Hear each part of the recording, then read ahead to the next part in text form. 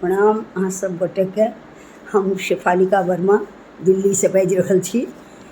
एकटा समाचार जानि हमरा बहुत खुशी भेल और सोचलहुँ जे अहाँ सबके साथ अपन खुशी शेयर करी आ अहूँ सबके खबर दी जे श्रीमद् जगत गुरु शंकराचार्य स्वामी श्री निश्चलानंद सरस्वती जी अपन जन्मभूमि हरिपुर बख्शी टोल मधुबनी में पधारि रहल छथि, आबि रहल छथि।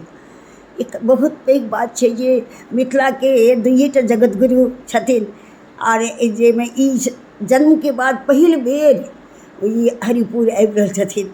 तऽ एहि दुआरे से अपने सबसे आग्रह अछि जे ओहि दिना की हेतै तऽ मनसा देवी के मंदिर के मनसा देवी के मूर्ति के प्राण प्रतिष्ठा हेतै।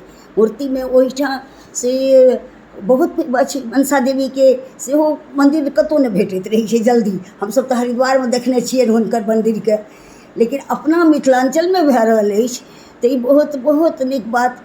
ई मंदिर हुनकर जगन्नाथपुर से आबि रहल छै, जगन्नाथपुरी से यानी उड़ीसा और मिथिला के दुनू के संस्कार और संस्कृति के एकटा संगम भए जेतै हरिपुर बख्शी टोला पर।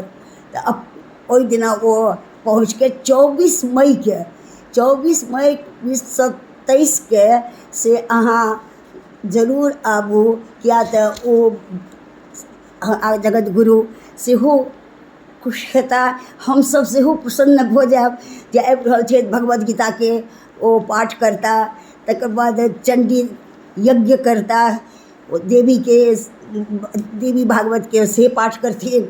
फिर वो हुनका में मनसा देवी माँ मनसा में भगवती मनसा के वो प्राण प्रतिष्ठा करथिन। और तकर बाद वो ये मिथिला आ उड़ीसा दुनू के जे संगम सांस्कृतिक संगम छै ओकर से ओहि पर अपन कुछ कार्यक्रम हेतै। एकटा नव चीज भऽ गेलै मिथिला के वास्ते जे उड़ीसा के संस्कृति के संग अपन मिथिला के संस्कार संस्कृति के मिलायल जेतै।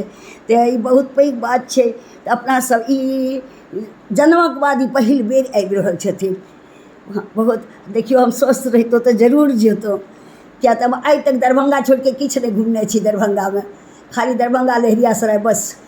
तऽ अपने सबसे आग्रह अछि जे माँ मनसा के प्राण प्रतिष्ठा में और जगत गुरु के हाथ से भऽ रहल छै, ई अपना सबके सौभाग्य के बात छै।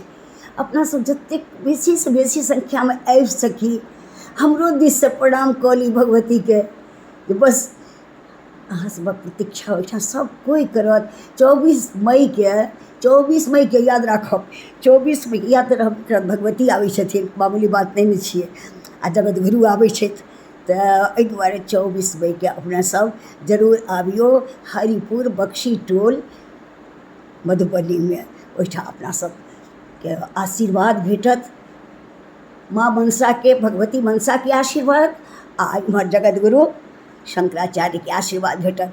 तऽ बहुत बहुत आग्रह, बहुत हृदय से आमंत्रण। और हमरो वास्ते अहाँ सब अगर ओहिठाम पहुँचै छी तऽ हमरो लए कुछ कहि देबनि हुनका, जे अहाँ उचित बुझबै से। बहुत बहुत धन्यवाद। बहुत बहुत आशा के संग हम शेफालिका।